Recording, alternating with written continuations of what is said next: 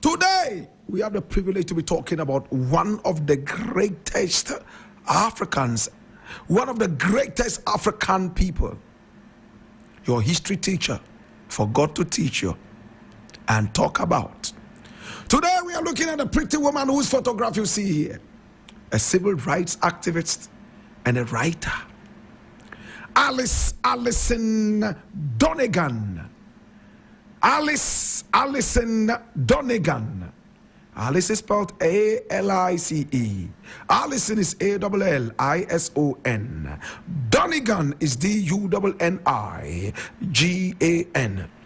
Alice Allison Dunnigan was born on April 27, 1906. 3 years before Kwame Nkrumah was born. My brother, my sister, she was an American journalist, civil rights activist, and author. Dunnigan was the first African-American female correspondent to receive White House credentials and the first black female member of the Senate and House of Representatives press galleries. She wrote an autobiography entitled Alice A. Dunnigan, A Black Woman's Experience. She has been commemorated by an official Kentucky Historical Society marker. Who truly was Alice Allison Dunnigan?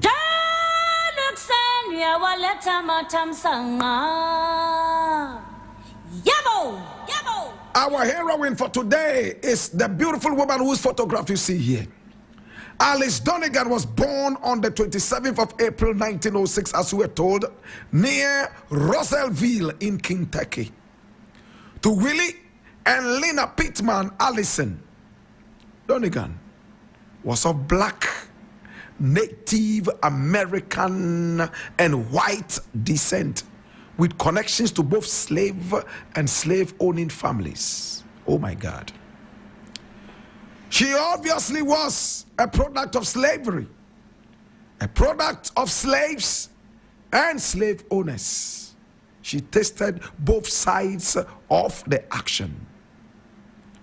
Though her father was a sharecropper, farming on an honest piece of land, so that they would not pay rent, and part of the farm produce would be given to the owner of the land. Her mother decided that they would have to do better. The whole family decided that sharecropping was okay, but they needed to do better than just sharecropping.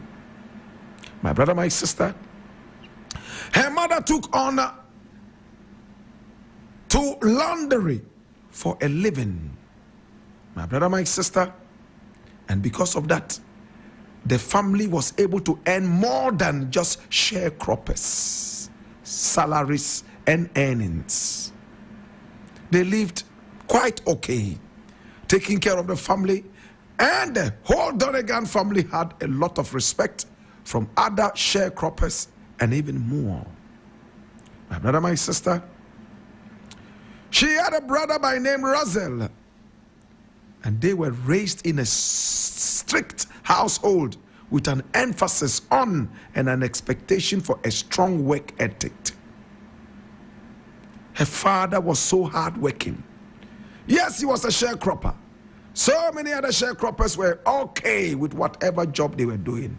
They felt that they needed to do better.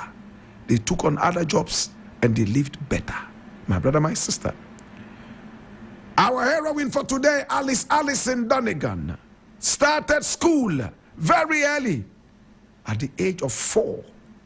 And she quickly learned how to read and write, even before starting school. At the age of 13, she began writing for the Owensboro Enterprise.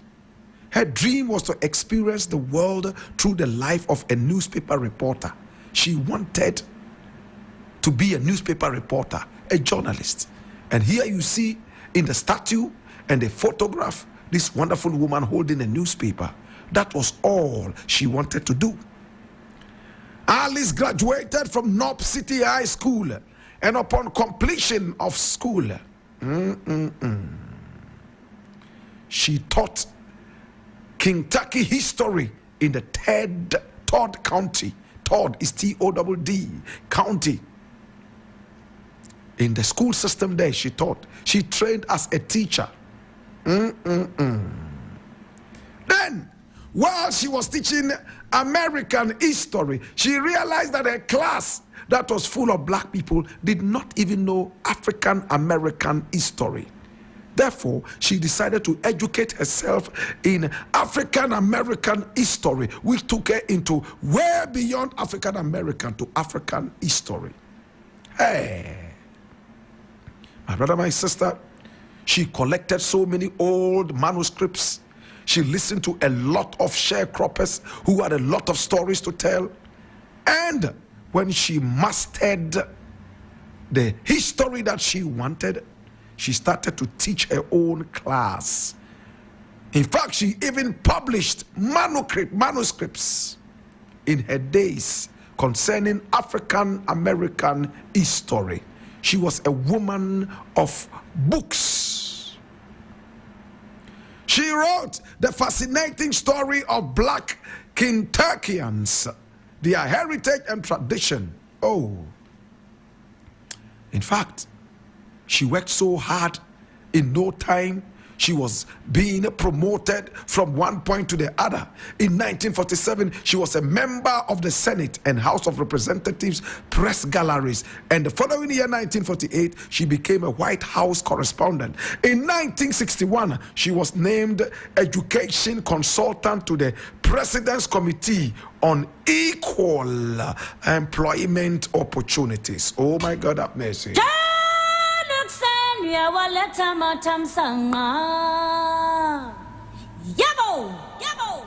The emperor, the conqueror, the champion, the lion is here.